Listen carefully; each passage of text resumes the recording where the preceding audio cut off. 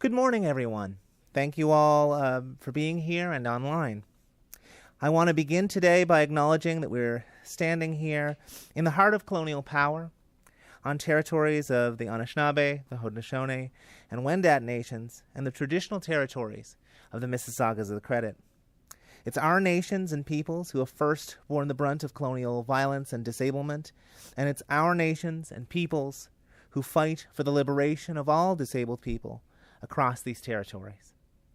My name is Brad Evoy. I'm a member of the Halibu Mi'kmaq First Nation, and I'm the Executive Director of Disability Justice Network of Ontario and a member of the End Austerity Coalition. We are here, gathered at Queen's Park, ahead of the return of the Ontario government into session, to call for a new vision and action. Today is International Day to Eradicate Poverty, and we know that in Ontario we are nowhere near close to achieving this. From the governments of Mike Harris to the current times, we have been constantly and consistently failed by the province of Ontario through the undermining and underfunding of our social systems at every turn and every level. Today, you're going to hear from members of our community directly, and those who are impacted from everything from low social assistance rates, inaccessible housing, a lack of access to justice, and more. All of these realities come together because our communities are among those most impacted by the long tide of austerity in Ontario. Right now, we cannot count on Ontario to keep our communities safe from abusive institutions, to keep our communities housed in places where we can actually live, to allow us to have the funds for social services and home care. Instead, we're left to fend for ourselves. Our basic rights and personhood are not respected, while legislation that is meant to do so, like the Accessibility for Ontarians with Disabilities Act, is basically unenforceable and doesn't even cover critical areas like education, housing, and child welfare. More and more disabled community members are unhoused or faced with housing precarity. Countless disabled people lack adequate care at home and aren't funded for it, and many more are warehoused at brutal institutions. In Oakville today, happening just as we started here, disabled community members are protesting their forced removal from the Central West Specialized Developmental Services, a registered charity and transfer payment agency agreement holder with the Ontario Ministry of Children, Family and Community Services. These community members are being forcibly removed from their homes, while CWSDS has set in motion steps to lock out their own workers. Care recipients and workers once again are being failed by management greed and inaction from literally anyone else who could put a stop to it. But this is just a very permanent and prominent example of things that we're seeing in our communities. We know that 233 disabled people have died within Ontario's group home system from 2020 to 2022 alone. That as of July this year, 4,728 ODSP recipients and 20,659 OW recipients were unhoused, and that many more were precariously and unaffordably housed. That 63% of women with disabilities who experienced homelessness in their lifetime have said it's because of violence, and that ultimately many more of our communities nationally experience unsafe drinking water, poor air quality, pest infestations, and issues like mold and mildew in their homes. And finally, to quote Dr. Karendeep Gaines' review of the Ontario Coroner's Report on MAID in 2023, 20%, that's 20% of folks who have, experienced poverty in the overall community in Ontario. But of those who experience poverty, 28.4% of those have applied for Track 2 MAID. Of those who are in the lowest percentages with the worst housing instability, 48.3% of those are the recipients of Track 2 MAID. And many more are, in populations who are otherwise seen as vulnerable, with 56.9% coming from that category for Track 2 MAID and 41% seen in Track 1 MAID. Ultimately, we know the costs here in terms of lives, friends. People are dying via MAID. They're dying in so-called care spaces. They're dying outside without a home. These are the real material costs of legislated poverty. And that's the truth of it. For 30 years and counting, we've been legislating and making poverty in this province. It isn't on any one party alone, but it is the tie that binds every government together over these years. We need to end Ontario's austerity agenda and truly eradicate poverty in Ontario, particularly for disabled Ontarians. We can do this, friends, and we can do it now. But we all need to have the will in places like this, in Queen's Park, to make that happen. So if you agree with us, friends, that this needs to change, I urge you to go to endausterity.ca once this press conference is over and let all of our politicians know. But to hear more, I'll pass things to Ron.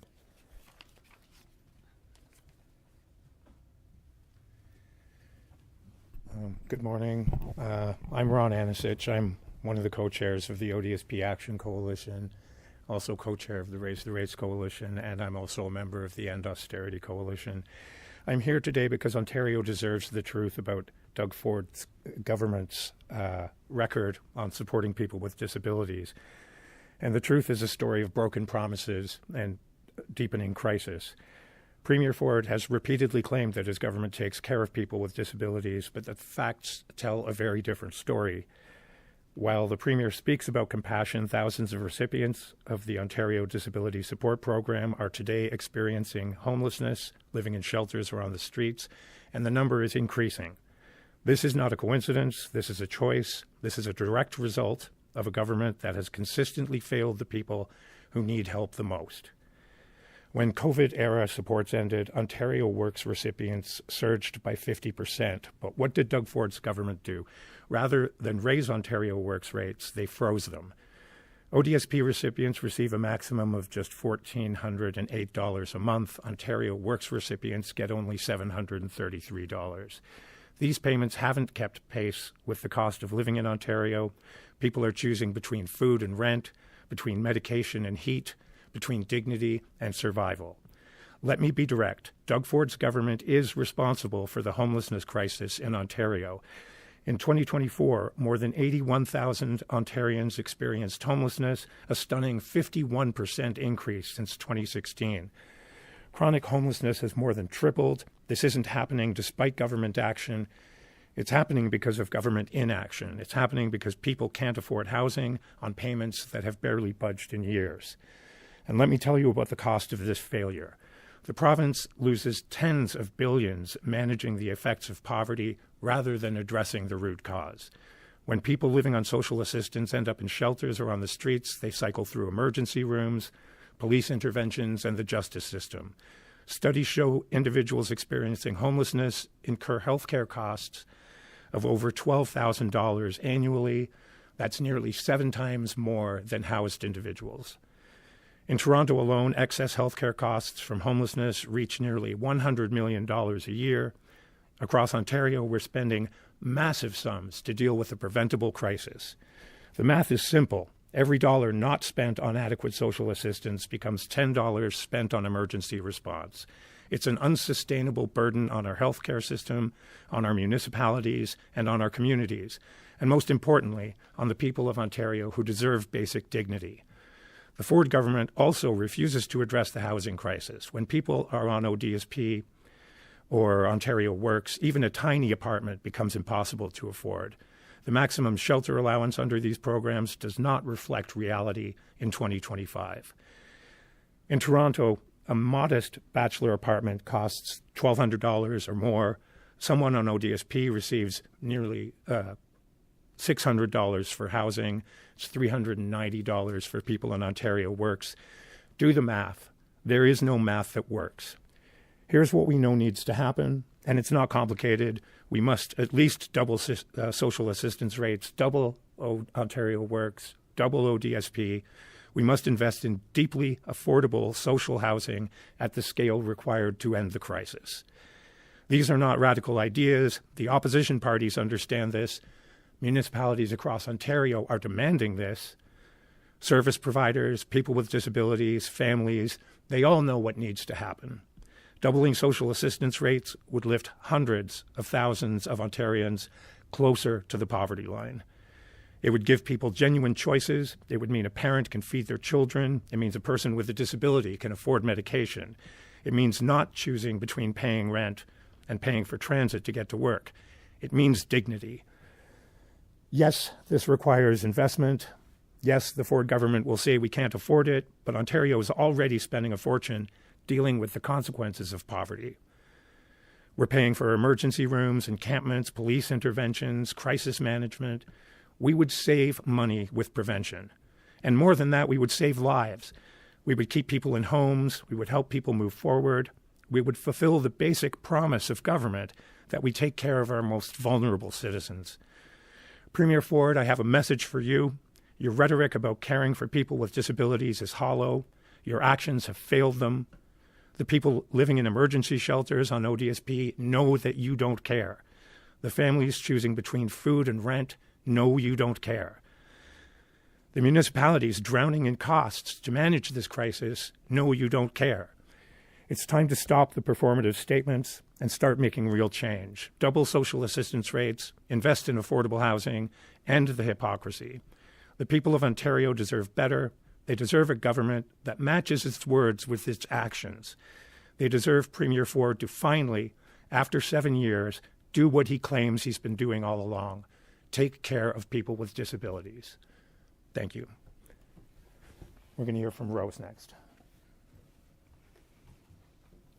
Good morning. My name is Rose Ellis. I'm a disabled parent, a legal advocate, and someone who has spent years navigating Ontario's justice system, not just for my own family, but alongside countless others who have been failed by it. We are here today because the justice system in this province is just not inaccessible. It is actively harmful to disabled people. And when those failures intersect with child protection and criminal law, the consequences are devastating. Let me be clear, disabled parents in Ontario are being misjudged, misunderstood, and often too stripped of their rights, not because they've harmed their children, but because the system refuses to accommodate their needs. I've seen parents lose custody simply because they needed communication support. I've witnessed courtrooms where disabled litigants cannot even enter the building, yet alone participate meaningfully in their own hearings. These are not isolated incidents. They are systemic failures. Accessibility coordinators who are supposed to help often don't. Requests for ASL interpretation, plain language communication, mobility access, or trauma-informed support are routinely ignored, delayed, or denied. And when accommodations fail, there is no clear pathway to escalate these issues. There's no accountability, no transparency, just silence. In child protection cases, disability is often too equated with the incapacity. Parents are assessed through vague criteria and biased observations. They're labeled either too dependent, too slow, too emotional. These are not clinical assessments. They are ableist judgments, and they result in the children being removed from capable, loving homes. In criminal proceedings, disabled defendants face inaccessible courtrooms, procedural delays, and a lack of disability-informed legal representation. Missed court dates are due to inaccessible and treated as noncompliance. Court orders for accommodations are ignored, and plea deals are made without fully understanding or voluntariness, because the system is not designed to include us. We also cannot ignore what's happening in Ontario's group homes. From 2020 to 2022, 233 disabled residents died. Many of these deaths were preventable, and many went uninvestigated. The same disregard for disabled lives is playing out in our courts. We are not seeking special treatment. We are demanding equal access to justice. Today, alongside the Disability Justice Network of Ontario, we are calling on the Ontario government to act. We were asking to amend the Courts of Justice Act and the Child, Youth and Family Services Act to explicitly prohibit disability discrimination. We are also asking to codify the right to accommodations in all court proceedings with enforceable standards and timelines. We are also asking to create an independent accessibility ombudsman to further investigate failures and report publicly, and to also establish a review board for child protection cases involving disabled parents. And we are also asking for the expansion of legal aid eligibility for disabled parents and defendants. Guaranteed access to ASL, adaptive communication tools, and disability-informed legal counsel. Fund trauma-informed and culturally responsive supports for racialized disabled litigants. Replace vague parenting capacity assessments with evidence-based evaluations that respect disability, rights, and family integrity. These demands are not abstract. They come from lived experience, from families torn apart, from failure, from defendants' silence, and from parents deemed unfit simply because they navigate the world differently. To every policymaker listening, the time for consultation is over. The time for action is now. Thank you. I'll pass it on to Andrea. Hi. I am Andrea Hatella, and I am from the ODSP Action Coalition. And I am here today speaking at this press conference to bring our awareness and focus to the issue of systematic violence through legislated poverty. I am concerned of how medical assistance in dying is being offered as an answer when people are identifying that life feels too hard as a disabled person, instead of the government giving people the support they need, such as free treatments, increased income supports, affordable, accessible housing. Ableism is wears people down and makes them more susceptible to offhand comments by folks in authority. Our communities have already lost hundreds of people to MAID. Simple disability or chronic conditions don't make life unlivable.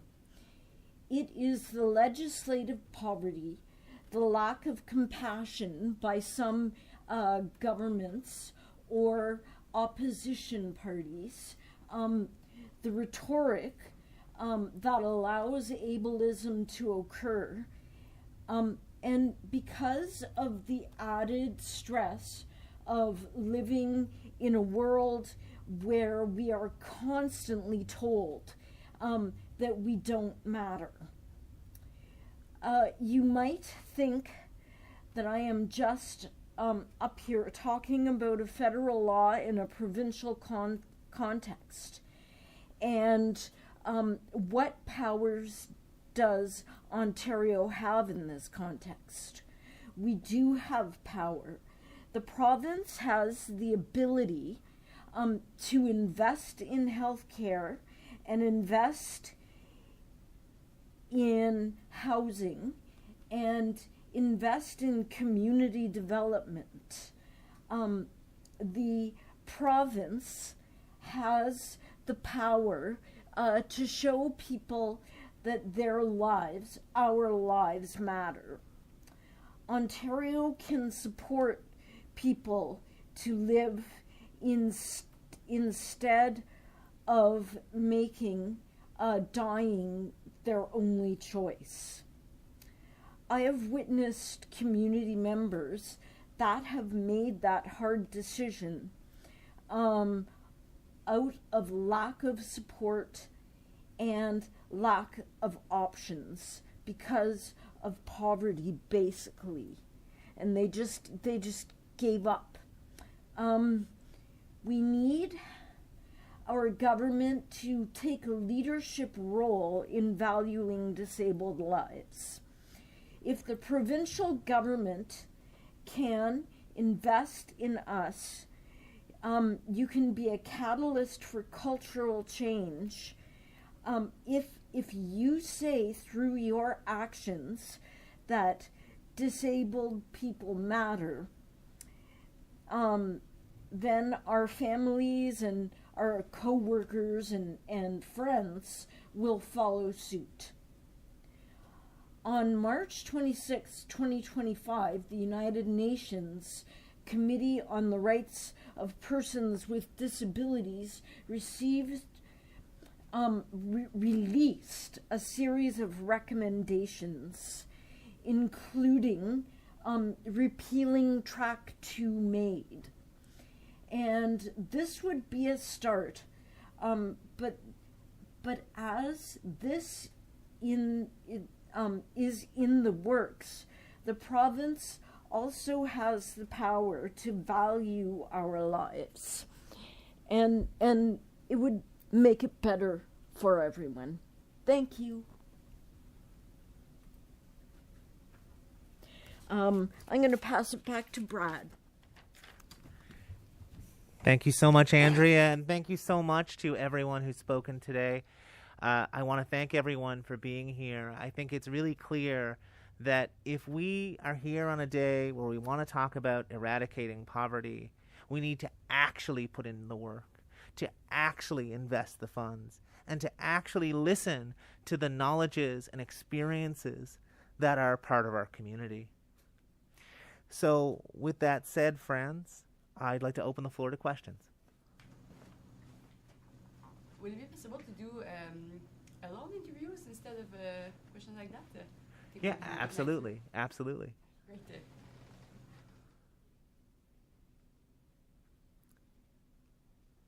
All right, friends, if there's no other questions,